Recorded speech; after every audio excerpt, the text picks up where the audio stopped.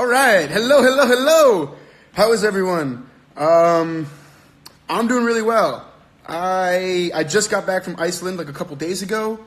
Grown out my little mustache. It's kind of laughable, but I'm enjoying it. I feel like from a different era with a mustache. Like I feel like I'm from like the 50s or something, or like the 60s. I don't know. I got a huge coffee today too. How are you guys? How is everyone?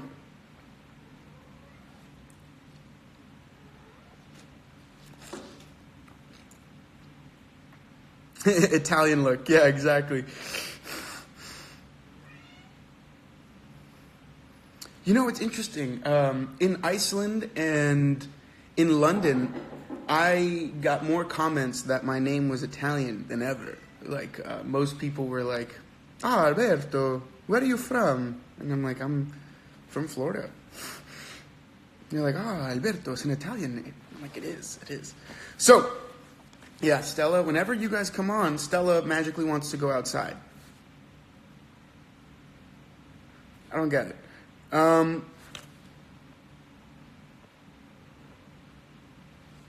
Good after Comic-Con. Awesome. Comic-Con was great. I loved being in London and London Comic-Con. I don't know about you guys. I thought it was awesome. I hope everyone that came had a great time.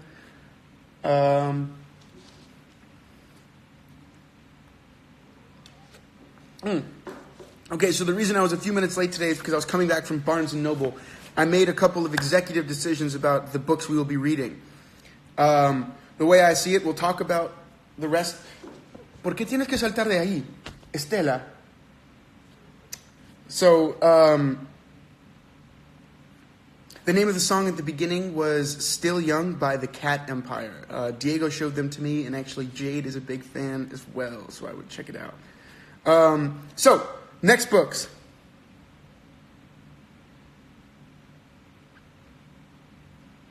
Yes, if you want to get some coffee, I say, because we have a lot to talk about. Sorry, I'm getting off topic. Okay.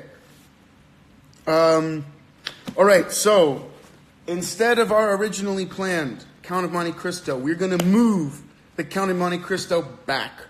Okay? We're going to read it. Yeah, Stella speaks Spanish. She's bilingual. As much as she pretends she doesn't, she does. She knows she's in trouble when she gets talked to in Spanish. So, we are going to push this book back till right before the summer. Remember how we always like to do a book over the summer? And this year we were supposed to do it with Handmaid's Tale, but then we all read it together instead. We're actually going to do a summer book, and the summer book is going to be the Count of Monte Cristo. And because I'm nice, we're going to make it the abridged version. If you bought the unabridged version, read it. It's incredible. I have the abridged version, so I'm going to read this one. But we'll make that our summer book, and we'll do one live about the whole book and different parts, and maybe it'll be like a 2-hour live. But that's what we're going to do. So everyone, Count of Monte Cristo is being pushed back. Now, I'm going to give us the weekend, and we'll start reading these books Monday. Well, this next book. I had talked to a couple of you during... Oh, the first part's incredible. If you already started it, keep reading it. Go ahead, read it. Just know we're going to talk about it after next summer. But, so this next one is a short book, very important. I've read half of it, and then I put it down, and then I couldn't find it, so I stopped reading it. Then I found it, and I'm glad we're going to bring it back. So, the next book we're going to be reading is Man's Search for Meaning by Viktor Frankl. Viktor Frankl was a psychiatrist. So I'm just going to read the back for you. Psychiatrist Viktor Frankl's memoir has riveted generations of readers with its descriptions of life in Nazi death camps and its lessons for spiritual survival. Based on his own experience and the stories of his patients, Frankl argues that we cannot avoid suffering, but we can choose how to cope with it, find meaning in it, and move forward. At the heart of his theory, known as logotherapy, is a conviction that the primary human drive is not pleasure, but the pursuit of what we find meaningful. Man's Search for Meaning has become one of the most influential books in America. It continues to inspire us all to find significance in the very act of living. I think that's a really cool book to pick up right after finishing Things Fall Apart. and I'm very excited about it. So, the next book that we will start reading Monday. So today's Thursday. You have Thursday, Friday, Saturday, Sunday. You have until Monday to find out. I know I mentioned to Rita, Rosende reads PDFs, that we're probably going to reading it. I don't know where she is on finding the PDFs, but if anyone finds them, I bet it would help everyone out if you tweet them to me. If you find PDFs in different languages, tweet them, and I will do that. So yes. We'll get to Things Fall Apart in a few minutes. I just wanted to finish this really quickly so we don't have to do it at the end, so we have more time to talk about Things Fall Apart. So Viktor Frankl, Man's Search for Meaning. Then, to finish the year off, this was a recommendation by our very own Rita. Rosende reads PDFs. So the next book that I think we're going to end the year on, it's a longer one, but we're going to finish it before the new year. The Hate You Give by Angie Thomas. Every bit of research I did this year had this book on their list. Everything I was looking for, this book was there. So we're going to read this book. Also, there's a movie that just came out.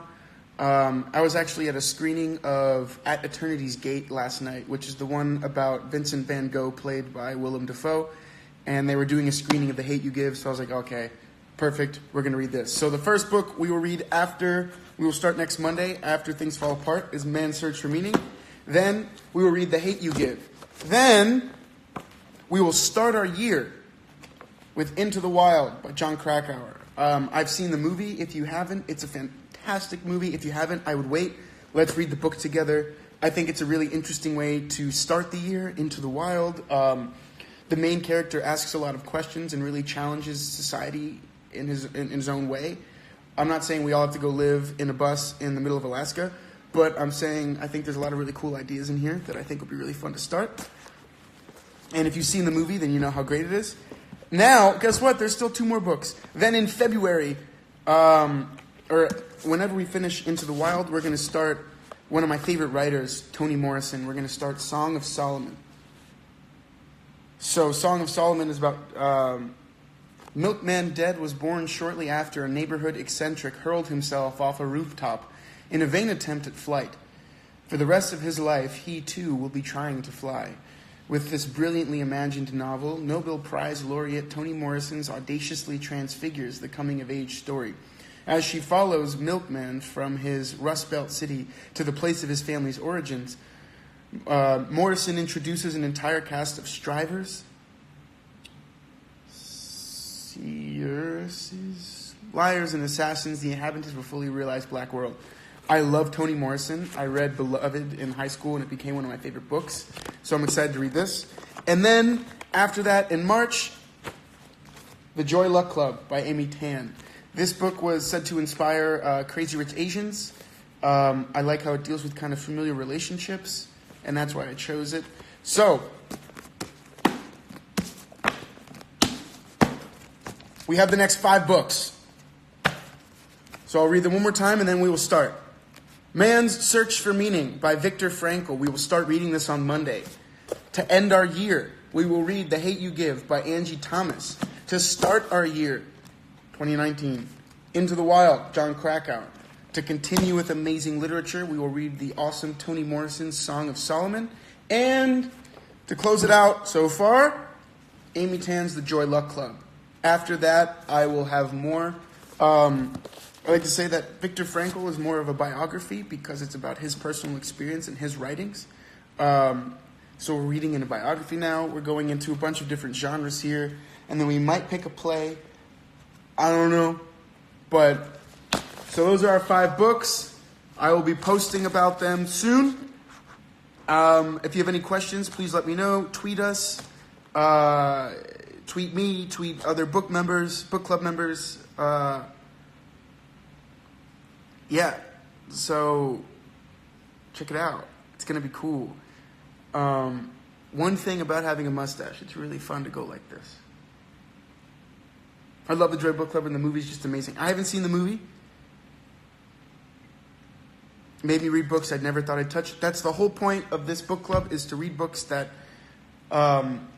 we never thought we would read, or to expand what we think about reading. I would tell you, I would have never thought to read a few of these, and I'm glad we are. Which play? I don't know. I would want to pick one that I know well enough, but not too well, because I'd want to explore it with you guys.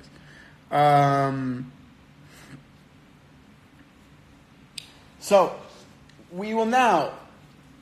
Give me one sec.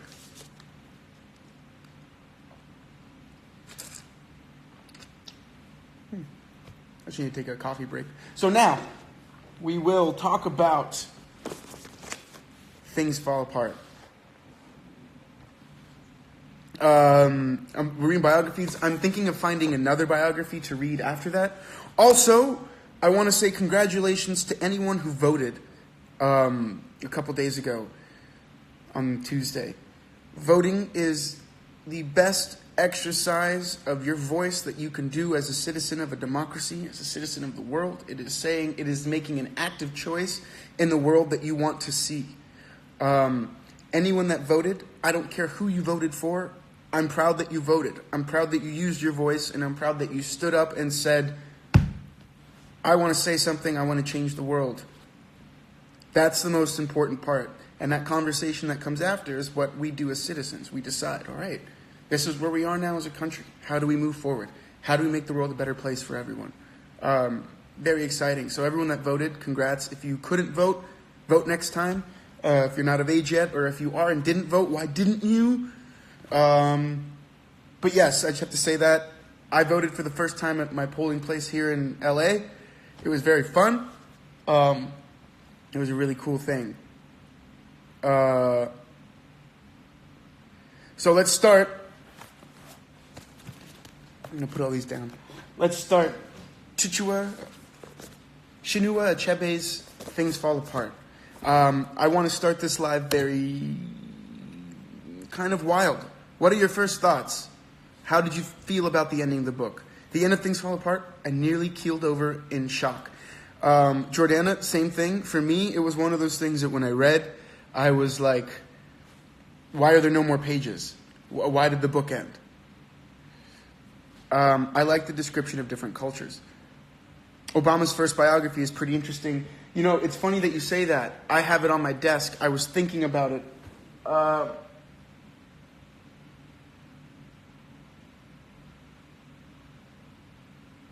can't find it right now. Okay, off topic. Sorry. We might put that one in there, but okay. In cultures, I was shocked at the ending. Generally, I liked the book, but the ending disappointed me a bit. I felt it was resolved so quickly and easily when it could have taken a lot further. Triforce of Dragons, I'm actually going to talk about that. I really didn't enjoy this book. Also, I think I couldn't really understand it without reading the next two books, maybe. Maybe. I challenge you to do that. I know I'm going to, because I actually love this novel. Didn't like the ending. The end of this book was a lot better than the start, in my opinion. It still wasn't my favorite. Very unexpected. Didn't like the ending at all. Also, I posted that post about the notes. I told you that our PDF... Okay, cool. Thank you, Rita. Also, too many names I can't pronounce. Yes. I like how they explain and how they see white man coming into their culture. I guess it ended like that because there are other books in the series, but it makes people want to read the rest if they want. Yes. The book is interesting. We can see different points of culture. So at this point in my research, I like to look at the Spark Notes analysis. I like to look at some essays that come up about the book. I like to look at a few things, especially for the last live of each book, because I want to see where we are and what I was thinking about it. I found a couple of things that I want to read.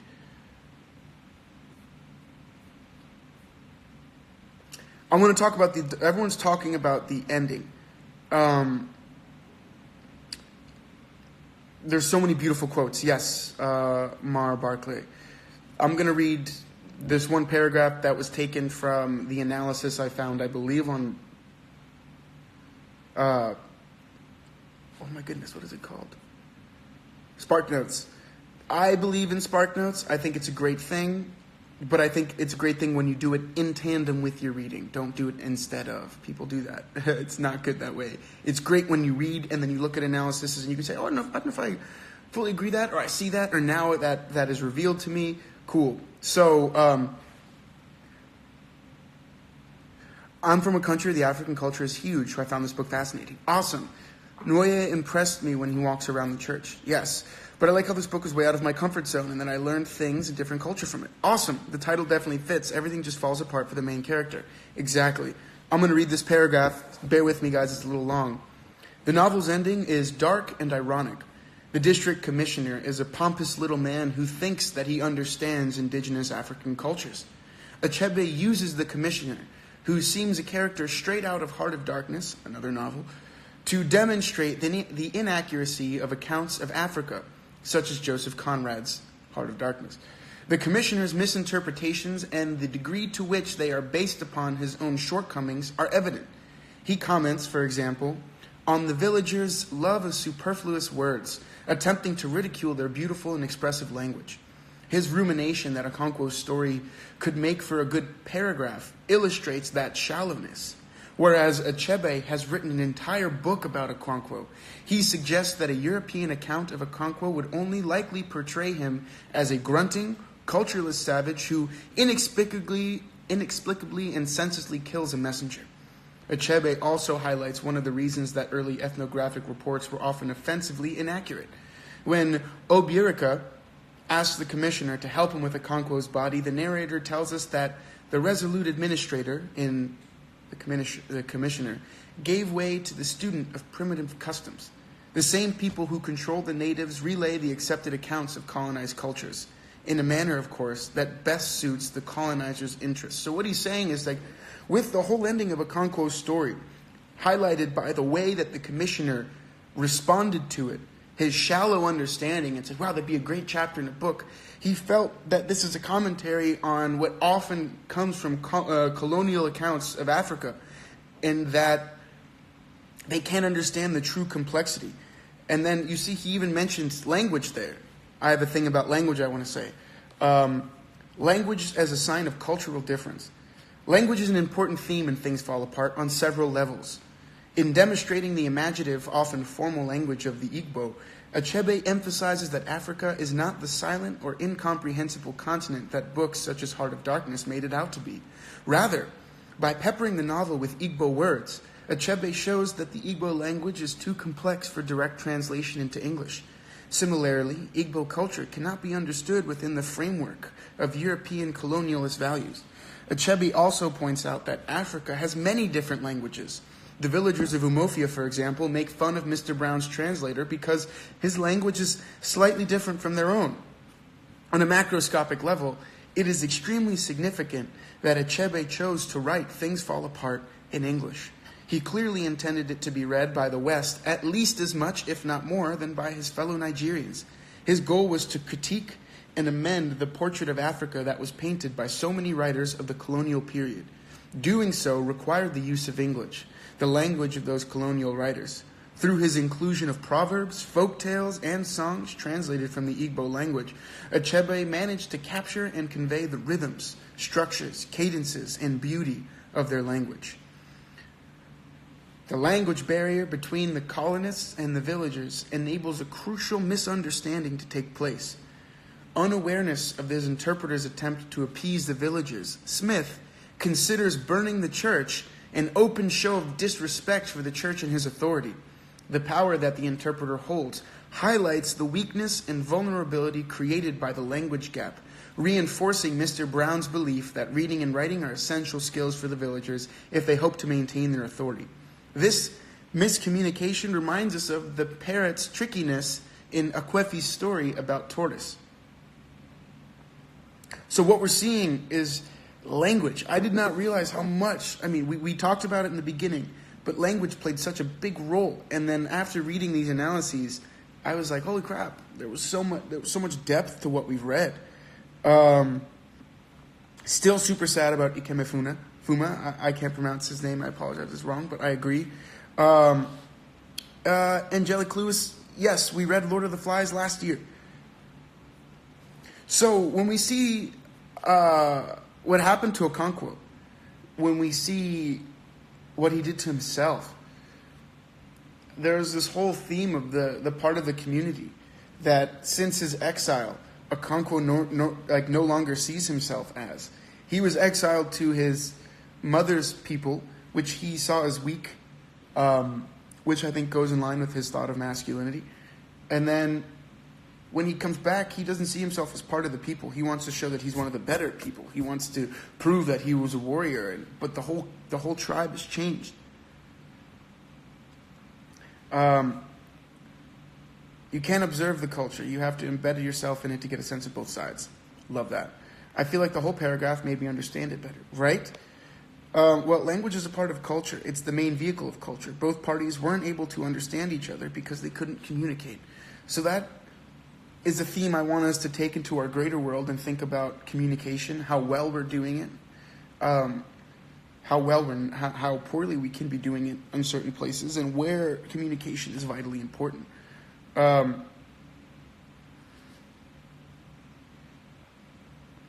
Language is the most important part of culture. Never thought he'd actually kill himself. He was such a masculine leader who thought nonviolence was so cowardice, and to kill himself just so how far he was pushed. He was pushed on the opposite end. He became almost a martyr for his cause. He was someone that, think about it. That morning when they were deciding what are we going to do about, the burning of the church and them holding all of us captive, what are we going to do? He didn't exchange hellos with people of the community as everyone else did. He sat sitting silent, wondering about his own fate. And when he killed, his rage is something they talked about throughout the book. And then there was that amazing chapter where he kind of confronts this burning fire in him and he realizes that a burning flame, although hot, only leaves ashes behind. It's true in this day and age, most people just assume and judge instead of taking the time to communicate and truly understand someone. Of course, there are many other ways to communicate, hand gestures, but fun thing is that similar hand gestures have different meanings in different cultures. Exactly. He felt like an outcast. He felt alone. And then now we have to look at what happens to a group of people or a person such as Okonkwo when they feel ostracized by not only a foreign community but by their own. In this way, we can try to understand what's kind of going on in parts of the world. We can try to discover a better way to communicate and challenge and grow with people. I think that's like a fascinating one part. Okonkwo was never taught to adapt. He was taught to be strong and to be a leader. And I think those are some things that eventually broke him. I think the best leaders know how to adapt and grow through that adaptation. They can understand that. And I think this is where we see where he was kind of limited because of his beliefs. But at the same time, I think any one of us that has a really strong and rich culture, if we were to see the degradation of that culture through time and then come back when it was part of who what we used to truly identify ourselves and who we are and our relationship to the world, I can only imagine what Okonkwo was going through. This complete loss of everything that he could grab onto. And even when he wanted to use violence, the one thing that always went out for him, it destroyed everything. And it separated him from his community. It separated him from the people that were trying to oppress them, to the point where I think he felt there was only one way out.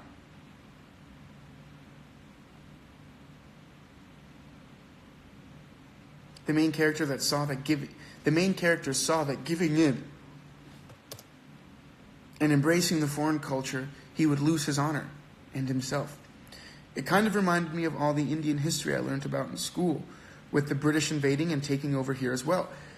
Colonialism, it's a common thing that this one culture comes in and tries to oppress the other culture for terms of power and use, education. It's very interesting. Tishwalker, I don't know why, in my opinion, leaders are leaders because they know how to adapt so they can be the best version of themselves.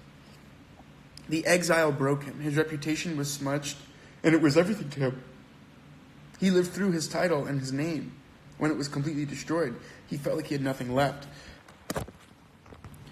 And that's I felt so bad for Okonkwo. I see him. To me, I was reminded. I didn't wear a hat today because I thought my hair looked good. I was reminded of. Has anyone seen Fiddler on the Roof? Well, one of the first songs we see in Fiddler on the Roof is Tradition, right? That idea of that's what bonds these people. That's what makes them who they are, or the traditions they continue. And then we see what happens to Tevye at the end of not the end of the first act, in the second act, when his daughter, not Seitel, Hotel, when his daughter Hotel wants to marry the Christian man. His culture, who he is so grounded in his Judaism and his belief that at that point, his back would break. He has to say no. So I think Okonkwo is in a very similar place. All of his ideas about who he is that are so defined in his culture, his tradition, and what he has grown up and taught himself it means to be a person are completely challenged to a point where he could break or bend. And he's not a man that would ever bend.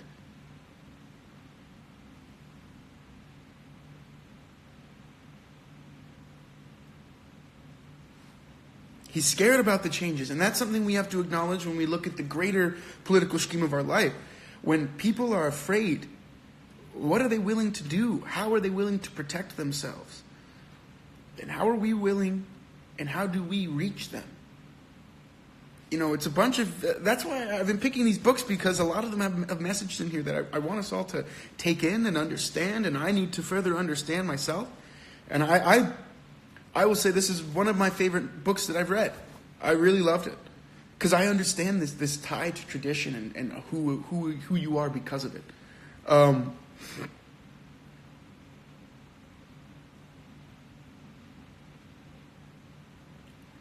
I like to think that he killed himself to save the village from the retaliation, but he did it because he was ashamed of his people because they wouldn't fight. I also think there was some part of Okonkwo that was a bit of a martyr. He was the one person willing to stand on the old ideas of Umofia that wasn't there through the change. He wasn't there for the beginning. He only saw what was already too deep for him to catch, too far for him to stop.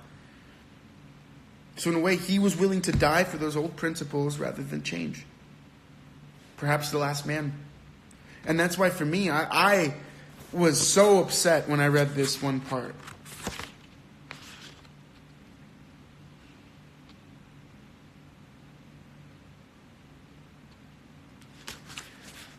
Oberika, I said Oberika when I pronounced it, but Oberika, who had been gazing steadily at his friend's dangling body, turned suddenly to the district commissioner and said ferociously, "That man was one of the greatest men in Umofia. You drove him to kill himself, and now he will be buried like a dog." He could not say any more. His voice trembled and choked his words. That part was so powerful for me, because they all saw what he did. He disgraced himself through their culture, but he stood up for their culture in a way that they couldn't or didn't. I found it quite sad that he was ostracized from his people when alive, and then again in death. When they refused to touch his body. It was the foreign men he hated so much who had to bury him. Is it also symbolic of them burying the culture? With Okonkwo, the last warrior, the last fighter, the one who's willing to die and end himself for that cause, that now the foreign people who were slowly burying their religion and culture now bury the last post of it? How do we survive of something changing? That's a good question. I want to read a book about that. Same. All that has happened in this book is so powerful. I love it. Same. He couldn't handle the fear. I don't think he was ever scared, and he didn't know how to handle that feeling. Interesting, right? Especially when it was in a way that he couldn't fight it. He couldn't fight it. His people was the most important thing. Enough to sacrifice himself, didn't even think twice. The part was so sad. My head was a mess trying to pronounce these tongue twisters. Yeah. Oh my God, I jumped. You scared me. Sorry. Sad and powerful.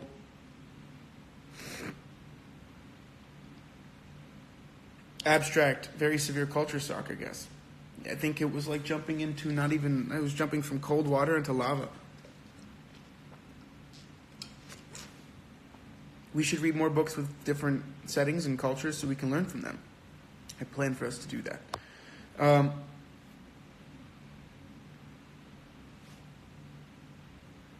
Oh, what the Huck and Polar? Awesome! I'm glad you liked it again.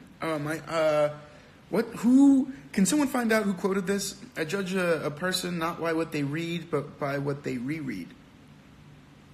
I think that one's cool.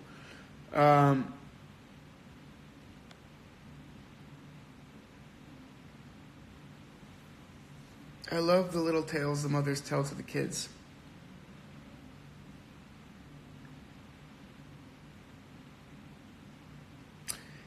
Well, I know there's there's that idea that we continue the cycles that our parents have given us. And the little bit that we grow is great. And I feel like Okonkwo had this cycle that he started where he wanted to be everything different from his father, which only led to that cycle happening again with his son.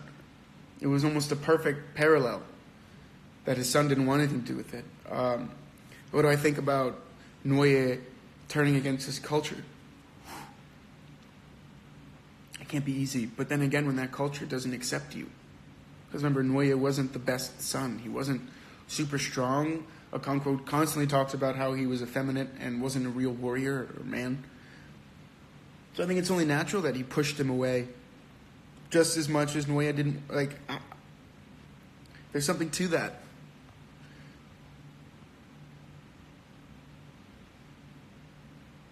Do you enjoy your mustache? Yes, I do. I found very interesting the fact that the book takes the name from a poem by William Butler Yeats called The Second Coming. Let's look at that.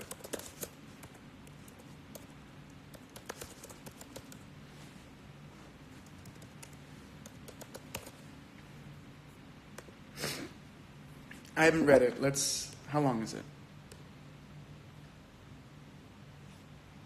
Okay, I'm going to read it out loud for everyone. Is that cool?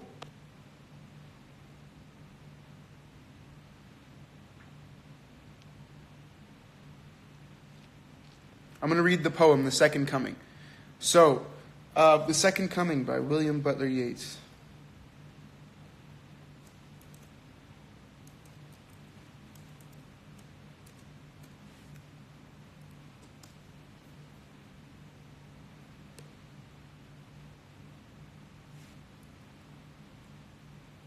Gyre.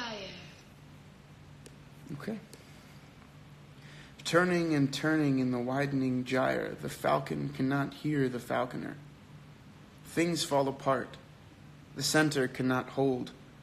Mere anarchy is loosed upon the world. The blood-dimmed tide is loosed, and everywhere the ceremony of innocence is drowned. The best lack of all conviction, while the worst are full of passionate intensity.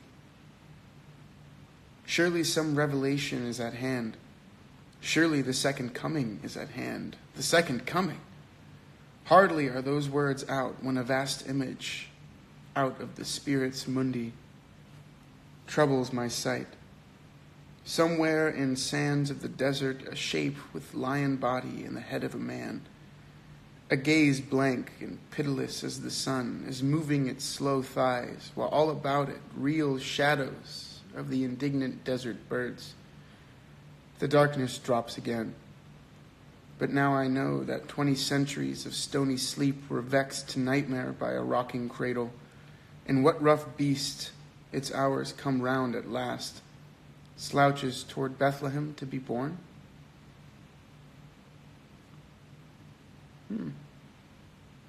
Interesting.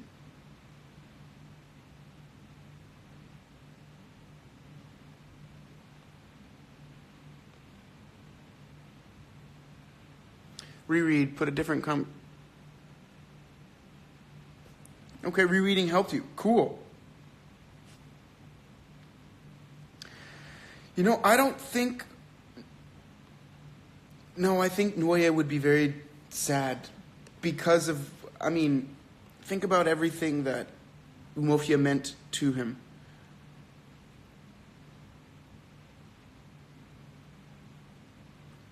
Everything that he held close. I know Maybe he doesn't understand it himself, but I think he knows what that meant. And for him to do that, he probably knew how broken his father really was, which would upset him. Remember, Noye did denounce him. But I still have to believe that would have really hurt Noye. Damn it.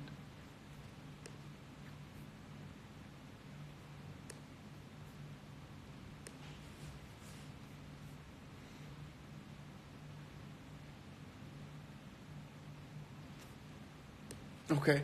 I think Noye felt kind of all-stressed too because how his father treated him. Totally did. I reread books all the time. Let me enjoy it all over again. It brings back happy memories. Exactly.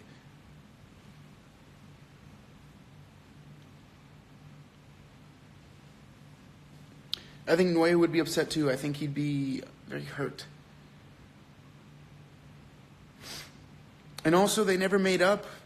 Noye had his father leave him in a very brutal way without ever getting that we're okay.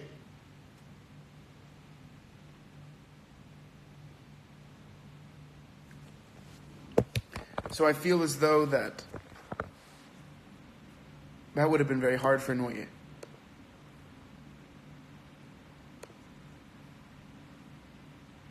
He'd also feel guilty, maybe, because he knows that was... Yeah, absolutely. Also, I feel so bad. He didn't see his daughters get married. He didn't build his compound again. He was barely there before... I don't know. To me, reading this book and seeing the pitfalls that have happened to Okonkwo not help me understand... Maybe they do, a bit of the people holding on to different traditions and cultures in my country. They're voting, things like that. And what is scaring them, what's holding them back is fear more than anything. What's holding anyone back is fear.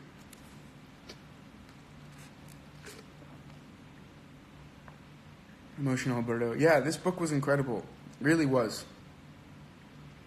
I think... maybe we can put the second and third book on like the next couple years. Like next year we can put the second book so we can talk about it in the third year. I think that'd be a cool idea.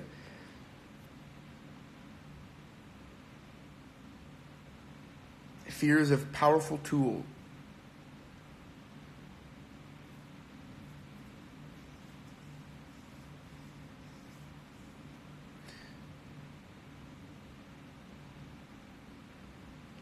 Yes, I have. I was on the list today. I almost bought The House of the Spirits by Isabel Allende. But they didn't. It was sold out. So that's probably going to be on the list if you guys want to get that one. But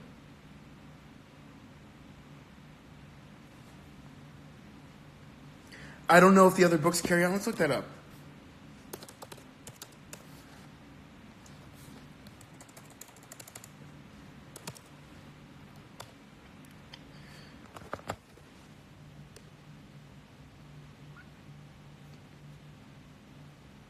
So the African trilogy, Things Fall Apart, No Longer at Ease, An Arrow of God.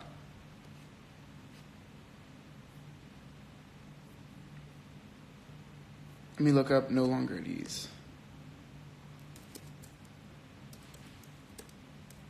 You know what's weird? Remember when Amazon used to just be for books? It used to just be like an online Barnes & Noble? I'm going to buy this book too. I'm probably going to read it soon.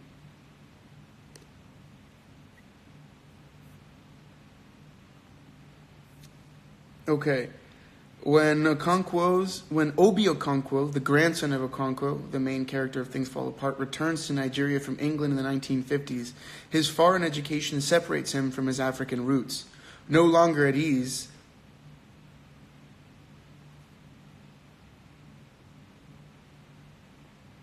what? That's the third one? What's the second one then? Arrow of God. So let's go back to that and do this. So we know the third one is Okonkwo's grandson. When Things Fall Apart ends, colonial rule has been introduced to Umofia, and the character of the nation, its values, freedoms, political foundations have substantially and irrevocably been altered. Arrow of God, the second novel, moves the historical narrative forward. This time, the action revolves around Ezulu, the headstrong chief priest of the god Ulu, which is worshipped by the 6 villages of Umaro. The novel is a meditation on the nature, uses, and responsibility of power and leadership. That sounds pretty good.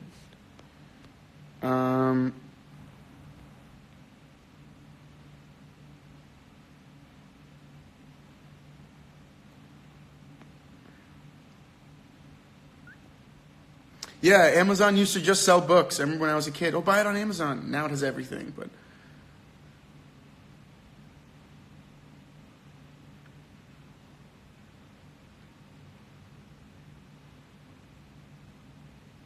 I think we'll do that. We'll do one a year. So for the next 2 years, you know that we're going to be writing one of these. All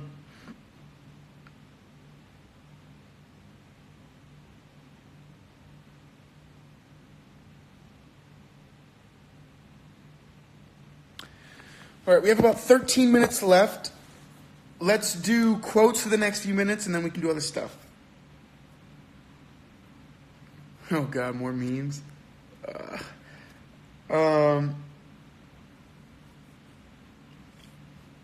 Quotes. Give me some quotes, guys. What quotes do we got? Actually, if I may, I'm going to... Oh, man. No, I don't want to... I have a couple of quotes from...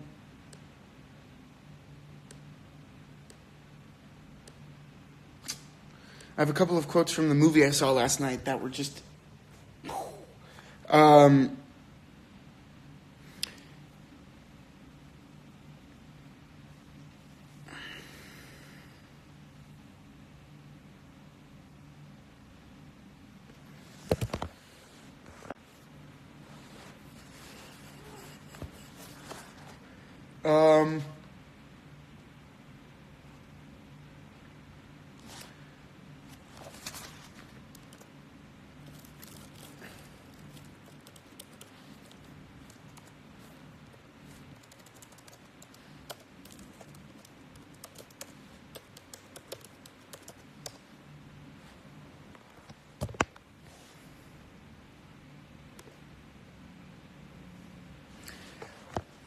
He saw himself and his fathers crowding around their ancestral shrine, waiting in vain for worship and sacrifice, and finding nothing but ashes of bygone days. I'm looking them up right now.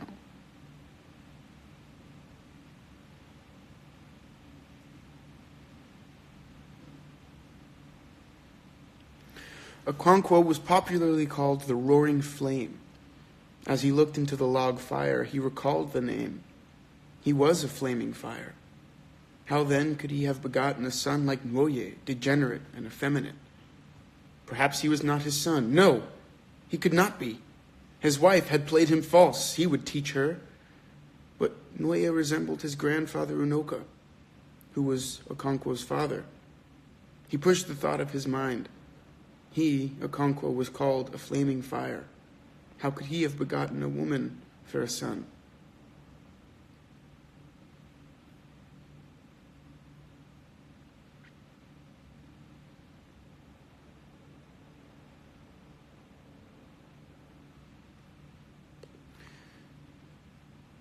The white man was very clever. He came quietly and peaceably with his religion. We were amused. And yet we say, Yeka Mother is supreme. Why is that? There was silence. I want Okonkwo to answer me, said Uchendu. I do not know the answer, Okonkwo replied. The crime was of 2 kinds, male and female. Okonkwo has committed the female because it has been inadvertent. We are better than animals because we have kinsmen. An animal rubs its itching flank against a tree. A man asks his kinsman to scratch him. I love that. As the elder said, if one finger brought oil, it soiled the others. There is no story that it was not true.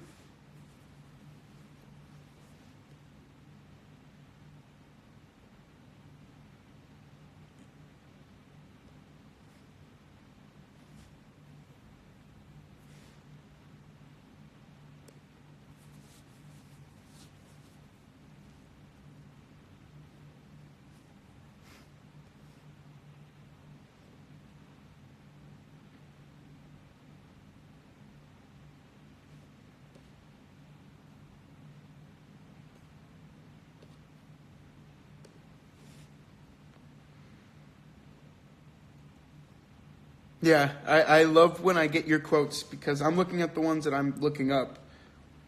This one I wasn't good at like writing things down. I literally just read it.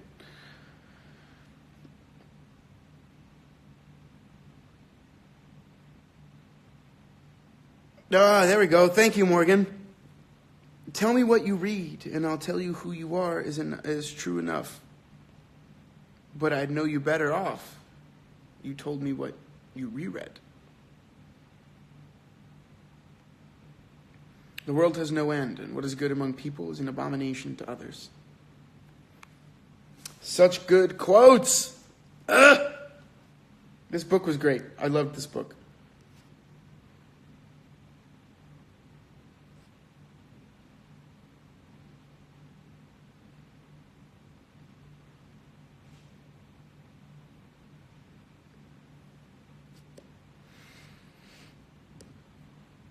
Okay. A proud heart can survive a general failure because such failure does not prick its pride. It is more difficult and more bitter when a man fails alone.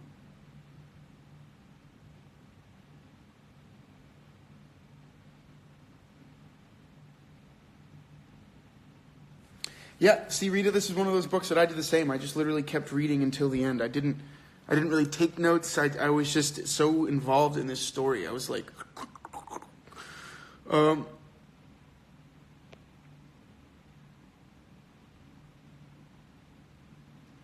I think it's cool that we have books where we feel that we can take notes and write things down and stuff, and we have other books that we just have to read. I don't think it's a fault to anyone. All right, so we have a few minutes, so let's say goodbye to Things Fall Apart. That's another book down. Congratulations, guys. How many books is that? How many books have we read now?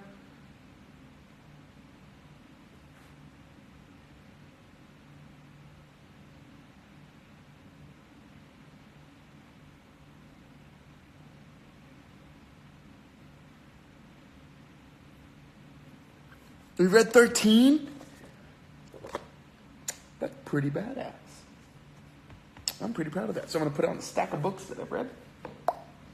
And now we will talk about our next book, Man's Search for Meaning.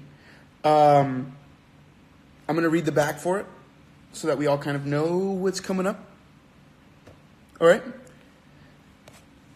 Psychiatrist Viktor Frankl's memoir has riveted generations of readers with his descriptions of life in Nazi death camps and its lessons for spiritual survival. Based on his own experience and the stories of his patients, Frankl argues that we cannot avoid suffering, but we can choose how to cope with it, find meaning in it, and move forward. This book is a book about Viktor Frankl, a psychiatrist who actually goes and is taken to one of the death camps in the Holocaust. It's a powerful book. If you are nervous about reading it, aren't sure, I would do a little bit of research.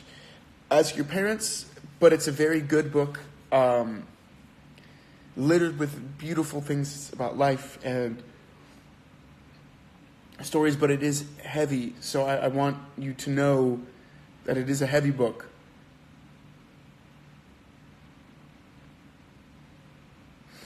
Well, he's a psychiatrist that was in this, so he decided to use this to analyze people and their behavior, which I think was a really cool idea. It is an inspiring book. Yeah,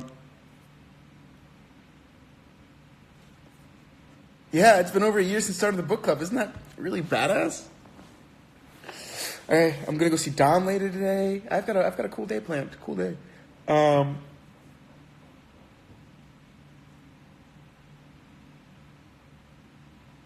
It's going to be a very spiritual, motivational book. And then the book after that, so you guys can buy these two, or find these two right away, is The Hate You Give. 16-year-old Star Carter moves between two worlds, the poor black neighborhood where she lives and the fancy suburban prep school she attends.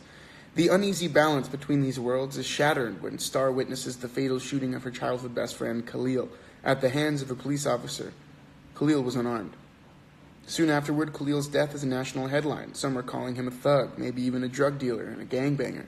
Star's best friend at school suggests he may have had it coming. When it becomes clear the police have little interest in investigating the incident, protesters take to the streets and Star's neighborhood becomes a war zone. What everyone wants to know is, what really went down that night? And the only person alive who can answer that is Star.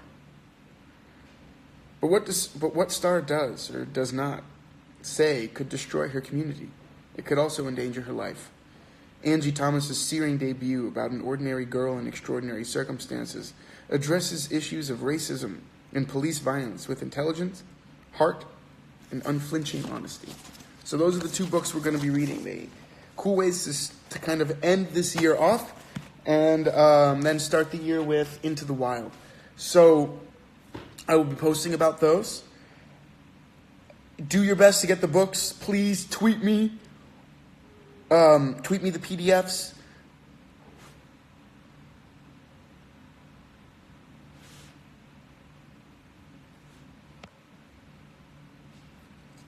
Oh, that's cool. Yes, I'm always trying to get books that are going to be interesting. I'm not going to pick books that are boring because then I don't want to read them. Not saying there are boring books, but there are boring books. Books that, at least to me, aren't as enjoyable. So I'm always going to try to pick books that are enjoyable.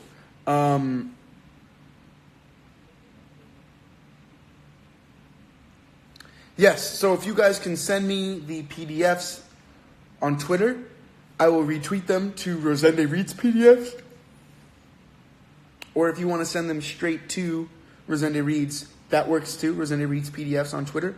I'm not going to link them on Instagram, but I will put the names of our other books in a story tomorrow on Insta so we can all look.